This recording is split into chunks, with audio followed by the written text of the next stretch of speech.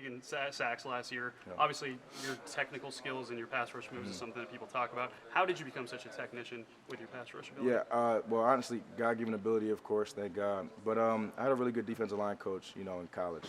With Coach Vince Ogabasi, he taught me how to watch film. He taught me how to break down certain guys. Of course, I was always a fan of football, and I always watched guys like Devon Millers and all that. But under him, he taught me, how to really watch certain things, and obviously, good repetition.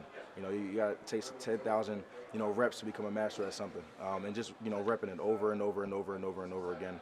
I think I do a pretty good job at doing that. How much did Coach Lewis and Coach O'Brien kind of get you NFL ready, considering their long ties to the league? Yeah. Coach O'Brien and Coach Lewis, I tell them too, I appreciate them. I sent them a nice text message because they did just that. They got me NFL ready. They were, I would go into their office and we would just talk. And, that talk would lead to, now I'm asking questions about, okay, what is it really like? And Coach O'Brien, he helped me, kept my body right, for the entire season.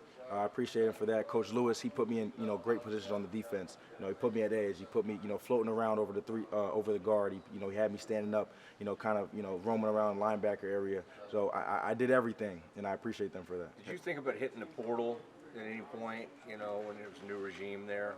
Yeah, I think the opportunity definitely came, but, loyal to Boston College, loyal to my teammates over there at BC, made a lot of great bonds and great relationships, and then the situation was right for me, so that's why I stayed.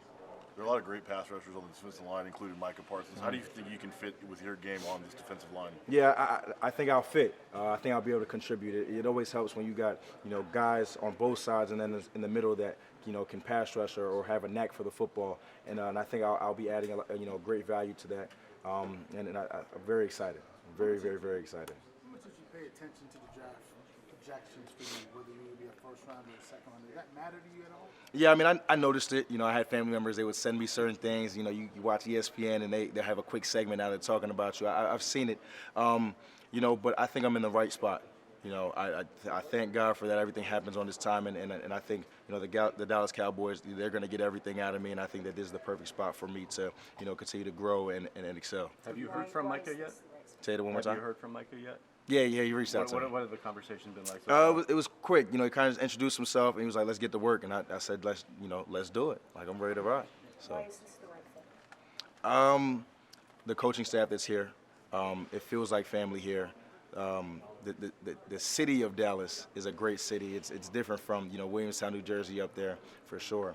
But the people in this building, I could tell this is where I'm going to be able to grow as a young man coming to the NFL and continue to develop. You mentioned the staff in college; they moved you around, and you got some different opportunities. Are you hoping that that's the case right off the bat here, or as a rookie?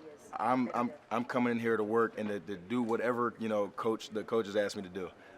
That's where my mindset is, and if they ask me to stand up or play, over top of the guard on some type of pass situation, or stand up or be on the edge, I'll do that to the best of my ability. So. That's South Jersey you from? Yes, sir. So, his family, they're all Cowboys fans now? They Cowboys fans now. That's all that matters.